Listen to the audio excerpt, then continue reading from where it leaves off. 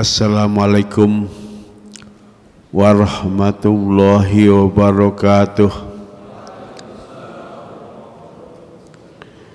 Bismillah, alhamdulillah, wassalatu wassalamu ala rasulillah, amma ba'dah.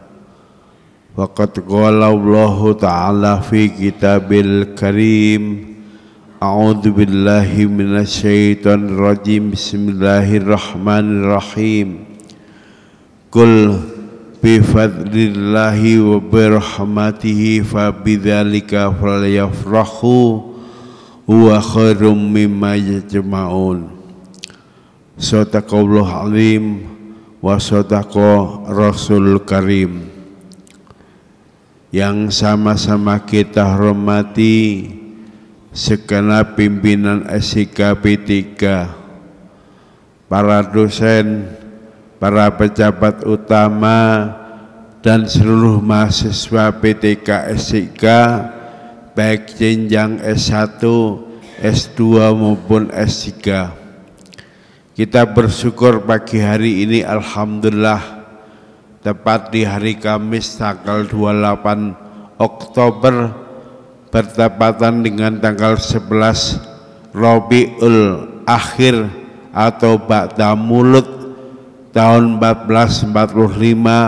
Alhamdulillah kita bisa mengalami aktivitas hari ini dengan sama-sama membaca surat Yasin dan membaca Asmaul Husna. Tentu doa dan harapan kita semoga dengan pembacaan surat Yasin, dengan pembacaan Asmaul Husna, Allah akan memberikan pertolongan dan kemudahan untuk kita, untuk kawan-kawan kita yang hari ini bertugas. Ada yang ngatur lalu lintas, ada yang bertugas di perbatasan, ada yang bertugas di pulau terluar dalam rangka menjaga NKRI sehingga negara kita bisa menjadi negara yang kuat, negara yang adil makmur, sebagaimana menjadi harapan dan cita-cita para pendiri bangsa. Amin amin ya rabbal alamin. Salawat serta salam semoga senantiasa dilimpahkan kepada Nabiullah Muhammad sallallahu alaihi wasallam beserta para keluarga, para sahabat dan seluruh umatnya sampai akhir zaman. Kita ini memang sekarang berada di tanggal 11 Ba'da Mulud. Jadi bulan Mulud sudah lama meninggalkan kita. Tapi hampir-hampir masih banyak umat Islam, tidak saja di Jakarta, di belahan kota lain mereka masih mengundang kita untuk mengadakan perayaan Maulid Nabi. Padahal kita tahu hari lahirnya Nabi tepatnya jatuh tanggal 12 Rabiul Awal. Tapi meskipun kita sudah meninggalkan Rabiul Awal, pindah di tanggal 12 Rabiul Akhir, ternyata perhatian dan konsentrasi umat Islam untuk memperingati hari lahir Nabi sampai detik ini antusiasme mereka masih kelihatan tinggi. Memang ada pertanyaan, salah satu pertanyaan itu diajukan kepada Imam Suyuti. Kenapa umat Islam itu memiliki perhatian yang khusus terhadap lahirnya Nabi, meskipun dalilnya tidak sekuat bila dibandingkan dalil yang bicara tentang perayaan Idul Fitri dan perayaan Idul Kurban. Itu alasannya apa? Kalau pertanyaan ini kita ajukan kepada Imam Suyuti atau kita ajukan kepada Michael Hahad, seorang Nasrani yang nulis buku 100 orang paling berpengaruh di dunia, paling tidak di sana ada 4 alasan. Jadi kenapa hari lahirnya Nabi ini selalu diperingati tiap saat dan mendapatkan animo yang besar dari umat Islam di seluruh dunia? 4 alasan itu. Yang pertama, tidak ada nabi di kolong jagat raya ini yang begitu bersemangat dan berhasil untuk meluruskan akidah manusia, meluruskan kepercayaan manusia. Dulu ketika Nabi Muhammad lahir, ada manusia yang sifatnya animisme, ada manusia yang dinamisme, ada manusia yang politeis, nganggep Tuhan itu banyak, istilahnya disebut musyrik atau musyrikin. Ada juga manusia yang paganisme, nyembah berhala. Nah, kata para ahli, jasanya Nabi kalau dihubungkan dengan sistem kepercayaan manusia, Nabi Muhammad berjasa untuk meluruskan sistem kepercayaan manusia yang cenderung dinamisme, animisme, politeisme, paganisme, dan kepercayaan lain yang keliru. Semuanya diluruskan agar manusia itu hanya menyembah Allah yang Maha Esa, yang monoteisme. Jadi ini dianggap keberhasilan Nabi, sehingga Nabi itu namanya selalu terkesan, hari lahirnya selalu diperingati umat manusia. Jasanya karena itu. Jadi karena ada Nabi Muhammad, kita ini sekarang menjadi muslim. Kita ini sekarang bisa menyembah Tuhan yang benar, yakni menyembah Allah yang Maha Esa. Bukan orang-orang yang musyrik, bukan orang-orang yang ragu Tuhan ini ada atau tidak. Itu tidak lain karena ada jasanya Nabi Muhammad Sallallahu Alaihi Wasallam. Ini yang pertama. Yang kedua, jasa Nabi terhadap kemanusiaan, yang akhirnya Nabi itu selalu diperingati hari lahirnya, adalah Nabi berjasa untuk meluruskan sistem transaksi yang dianut manusia, yang ketika itu banyak manusia yang sistem transaksinya tidak bebas dari unsur ribawi dan rentenir. Jadi kalau dulu orang punya duit selalu keliling kampung untuk menawarkan pinjaman. Begitu ada yang pinjam, langsung diwatawari bunga yang sangat besar yang banyak mencekik mereka. Ada yang bunganya 100%, ada yang bunganya 200%. Jadi kalau pinjam 1.000 real, nanti pas jatuh tempo dipulangin, ada yang dipulangin lipat 1.000 kali, 500 kali, atau 100 kali lipat. Kata Nabi, kalau kamu punya duit, ingin membantu saudaramu, maka berikan saudaramu itu pinjaman yang enggak mencekik, pinjaman yang membuat mereka lapang. Begitu juga kata Nabi, kalau saudaramu ngutang sudah jatuh tempo, maka yang ngutang ini sebaiknya datang kepada yang ngutangi untuk bayar, untuk melunasi.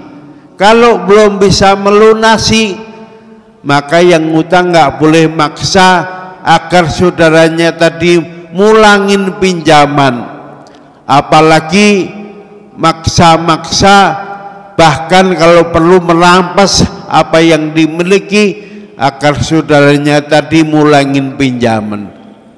Nabi mengatakan, kalau saudaramu ternyata nggak sanggup bayar padahal sudah jatuh tempo, maka tunggu saudaramu itu sampai mampu membayar.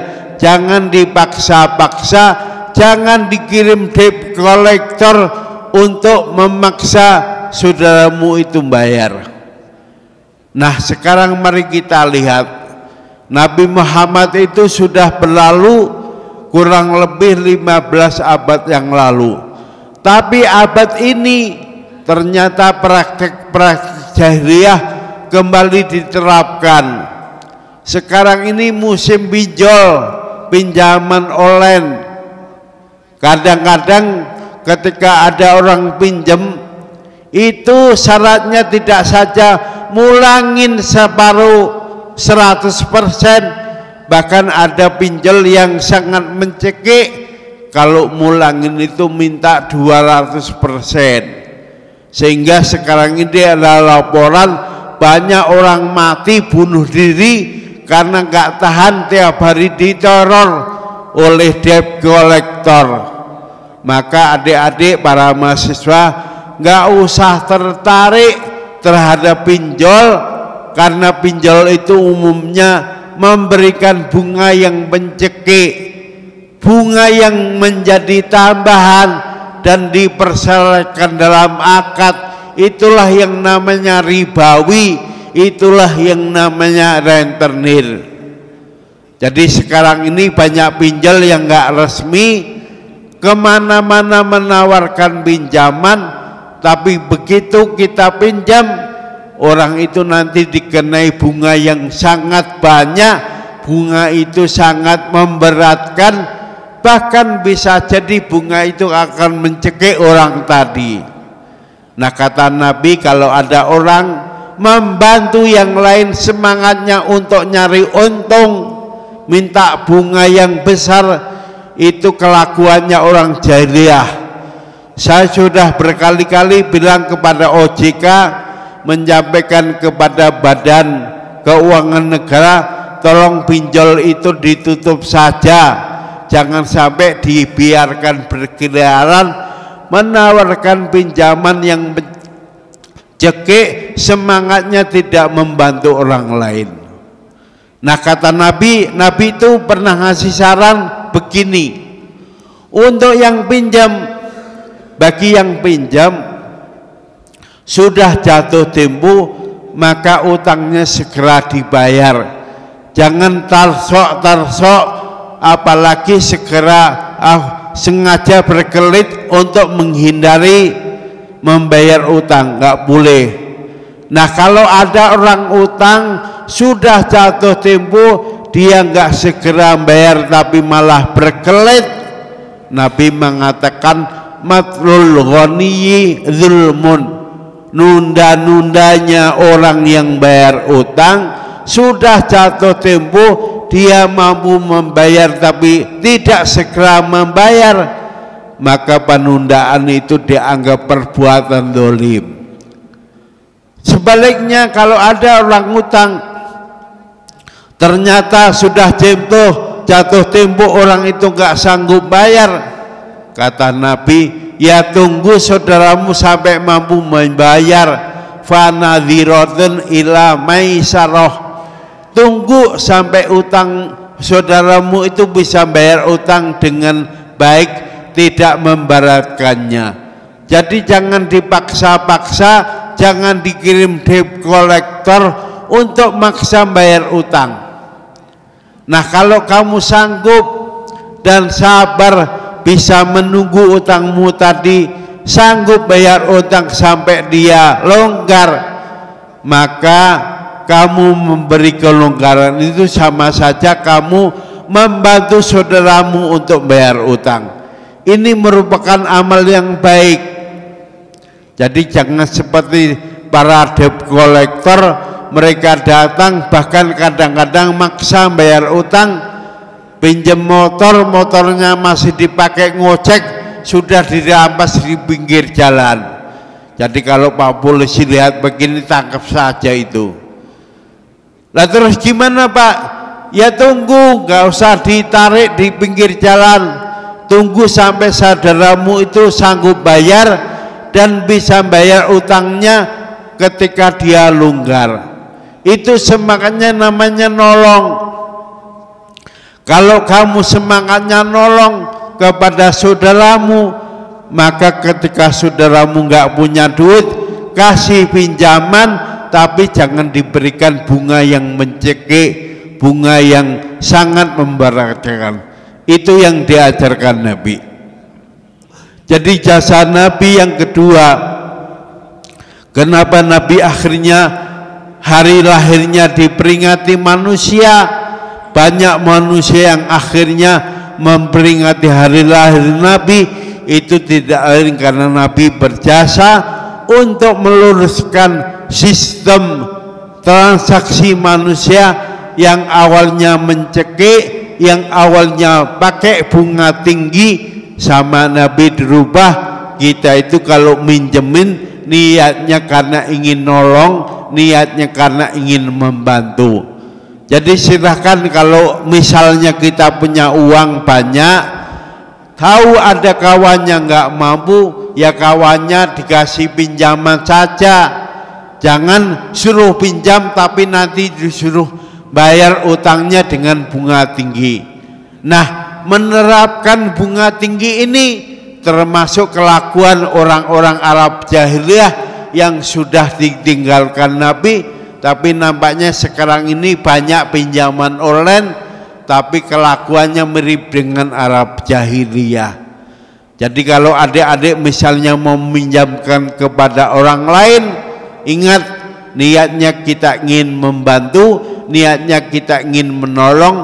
Jangan memberikan pinjaman tetapi mempersyaratkan pinjaman itu harus dibayar bunganya yang tinggi. Ini jelas bukan termasuk ajaran Nabi. Yang ketiga, jasa Nabi terhadap peradaban dunia, sehingga Nabi itu namanya menjadi terkesan, hari lahirnya diperingati seluruh manusia dunia. Jasanya tidak lain, Nabi itu berhasil untuk mendudukkan para wanita yang dulu wanita-wanita itu gak dihormati, gak dihargai, kemudian wanita-wanita itu menjadi makhluk yang terhormat, mengalahkan laki-laki. Jadi dulu kalau ada laki-laki duitnya banyak, apalagi punya kedudukan penting di masyarakat, istrinya pasti nggak satu. Ada yang punya istri 10, ada yang punya 50, ada yang punya 100. Lupa kalau 100 gimana, ya nggak usah nanya, buktinya ada. Bahkan pada waktu saya ke Beijing, saya itu diantar oleh guide saya mengunjungi salah satu kerajaan. Dulu rajanya punya istri 3.000. Ditunjukin Pak kamarnya, ini kamar untuk istri pertama, ini kamar untuk istri kedua, sampai 3.000. Saya mikir kalau istrinya 3.000, malam itu dia gilir istri pertama, kemudian gilir istri 3.000, itu perlu waktu berapa tahun? Anggap saja setahun itu 360 hari. 3.000 bagi 360 berapa? 7 ya? Berarti dari istri nomor 1 sampai istri nomor 3.000 balik lagi gilir istri nomor 1, butuh berapa tahun itu? Kok mau gitu loh, kalau saya tak racun itu rajanya. Tapi ini ada. Jadi di Beijing itu ada raja, kira-kira umurnya nggak nyampe 1.500 tahun lalu, itu raja punya istri 3.000. Jadi kalau raja Jogja, raja Solo punya selir, punya istri, taruhlah istrinya 10, itu masih sedikit. Bahkan di Arab itu banyak, ketika turun surat yang bicara tentang poligami, mulai sekarang poligami itu diatur, kata Quran. Diatur gimana? Suami-suami yang dulu punya istri nggak terbatas, sekarang kalau mau poligami syaratnya ketat, dan maksimal laki-laki itu hanya boleh punya istri 4. Gimana ayatnya? Fangihu ma tobalakum minan nisa'i masna wa sulasa wa ruba. Nah sahabat itu punya istri 10, kemudian mendatangi Nabi, lapor, Nabi saya punya istri 10, gimana ini? Nabi jawab, amsik arba'an wa farik sairahunna. Ya sudah, ambil yang 4, selebihnya pisahin. Nah di Indonesia itu juga ada, sebetulnya orangnya udah tua tapi istrinya 10, namanya yang subur. Pernah dengar? Kebetulan yang subur itu kaya, dia punya kuci-kuci, yang salah satu kucinya itu ada yang harganya sampai 300 juta, 400 juta dan sebagainya. Yang subur kemudian dipanggil, Mbah Subur, Anda muslim? Ya Ustadz, saya muslim. Berapa istrimu? Mbah Subur jawab, baru 10 Ustadz. Waduh, kok kuat ya? Kamu kan muslim, tahu aturan dalam Islam, laki-laki itu boleh nikah maksimal hanya 4. Akhirnya Mbah Subur bilang, ya udah Ustaz, nanti tak ambil 4, yang lain saya pulangin. Lah tapi yang kamu pulangin kan dulu pernah tinggal bersama, jangan hanya dipulangin saja kemudian kamu nggak ngasih uang capek, ya dikasihlah, duitmu kan banyak. Kata Mbah Subur, ya udah nanti tiap bulan mantan istriku itu akan saya kasih uang sebagai uang kerohiman.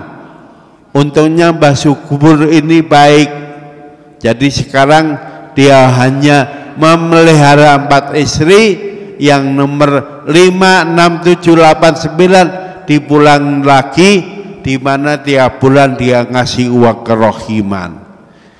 Itu Mbah Subur, dia merasa menjadi orang Islam, akhirnya mentaati apa yang menjadi perintah Nabi. Jadi dulu di zaman Nabi, laki-laki ini kalau duitnya banyak, apalagi punya jabatan, pasti istrinya banyak. Bahkan tidak itu saja, nanti kalau suaminya mati, istri-istri itu dibagi untuk anak-anaknya. Jadi kalau anaknya 2, yang masing-masing ambil 2 istrinya, bapak. Kalau mau dia kawinin, kalau nggak mau dia cari jodohnya. Nanti kalau laki-laki itu bayar mahar, maharnya dia rampas. Nah kata Nabi, mulai sekarang laki-laki nggak boleh semena-mena memperlakukan perempuan.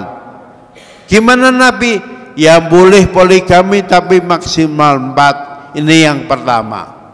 Yang kedua, kalau suaminya mati, dulu istrinya nggak dapat warisan, sekarang dapat warisan. Jadi kalau suaminya nggak punya anak, istri-istrinya dapat bagian waris 1/4. Sebaliknya kalau suaminya punya anak, istri-istri itu dapat bagian 1/8. 1/8 itu nanti masih juga dibagi dengan madunya. Jadi ada survei, semoga surveinya salah. Salah satu penyebab kenapa para wanita, para istri nggak mau dimadu, itu karena takut nanti warisannya dibagi dengan madunya. Lah maunya itu warisannya diambil sendiri, nggak dibagi dengan madunya. Sebetulnya kalau dapat 1/8, dapat 1/4 itu masih banyak. Misal suamimu punya tinggalan 100 miliar, istrinya 4, ada anak, kan hanya dapat 1/8. 1/8 dari 100 miliar itu kan masih banyak. Berapa M itu? nggak bisa ngitung karena nggak pernah punya duit segitu. Yang anggap saja masih dapat 10 M, kan beli Alphard masih dapat 6 itu. Nah, kalau istrinya ternyata dipoligami 3, ya 1/8 itu dibagi per 3, makin kecil lagi. Makanya kadang-kadang ada ibu-ibu protes, Pak, mengapa bagian waris kami dibandingkan dengan laki-laki, kok kami perempuan hanya dapat separuhnya bagian laki-laki. Enggak, kami dapat 1 saja disamakan dengan para kaum laki.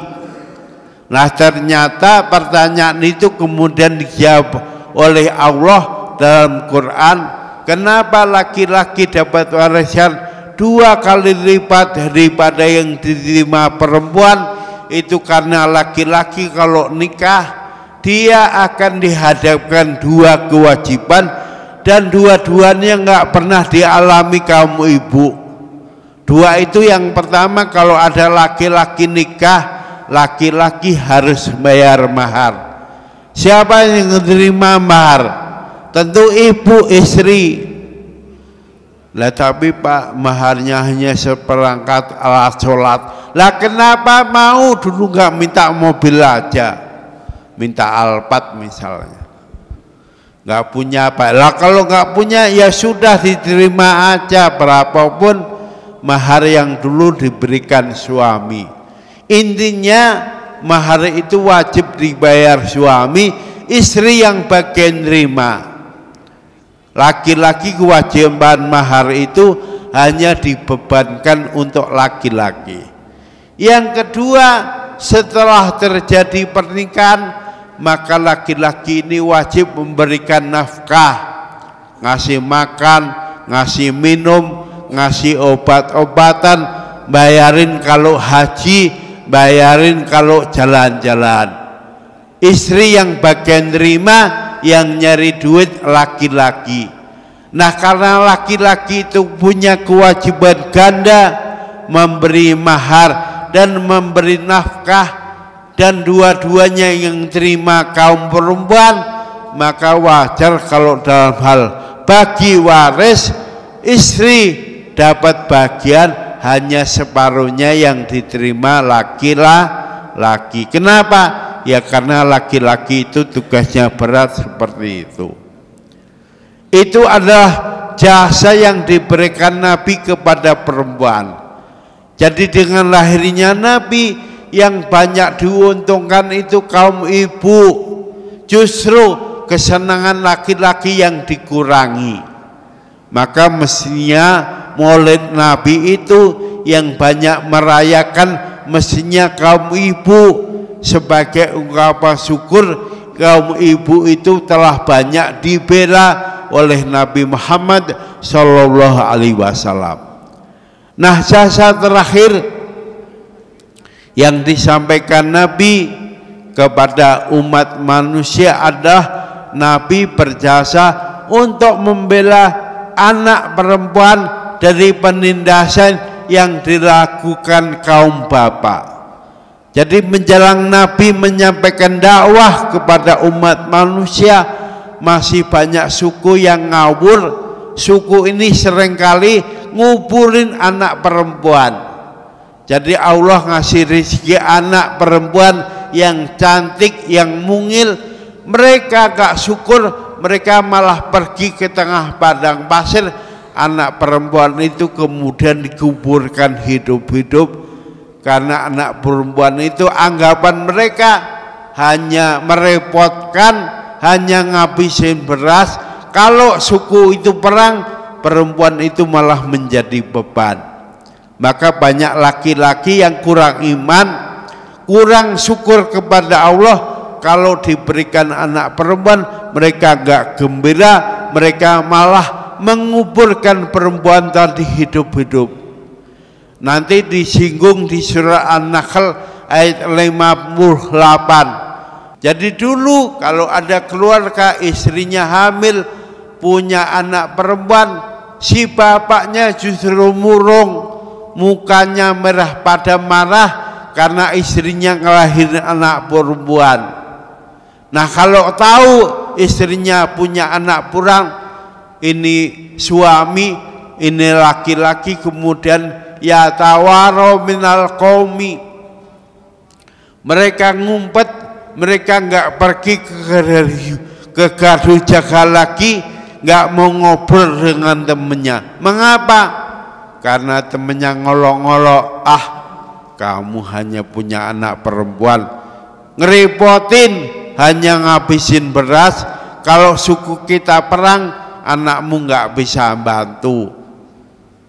Jadi ada banyak laki-laki karena nggak tahan, dibully tetangganya, akhirnya dia pulang, anaknya diambil, dicomot, kemudian dibawa ke tengah padang pasir, dikuburkan hidup-hidup.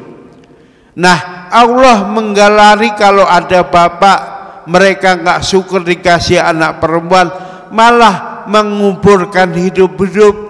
Gelar Allah kepada mereka, ala sa'a ma yahkumun. Alangkah bejatnya si bapak tadi. Si bapak tadi nggak syukur punya anak perempuan, malah menguburkan hidup-hidup. Akhirnya setelah Nabi Muhammad lahir, Nabi Muhammad menjadi Rasul, banyak perempuan yang kemudian dibela. Anak perempuan itu harus disyukuri, nggak boleh dikuburkan hidup-hidup. Bahkan Nabi membela dengan mengatakan begini, sesungguhnya kamu punya anak perempuan, kemudian anak perempuan tadi kamu rawat dengan baik, kamu sekolahkan dengan baik. Seandainya kamu juga punya anak laki-laki, maka punya anak perempuan dibandingkan laki-laki pahalanya lebih banyak punya anak perempuan. Jadi para bapak nggak usah khawatir, nggak usah takut.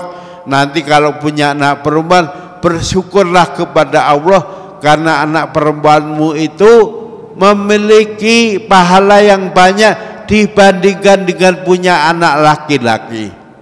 Lah kenapa punya anak perempuan pahalanya lebih banyak? Alasannya satu, punya anak perempuan itu lebih berat, lebih berisiko dibandingkan laki-laki.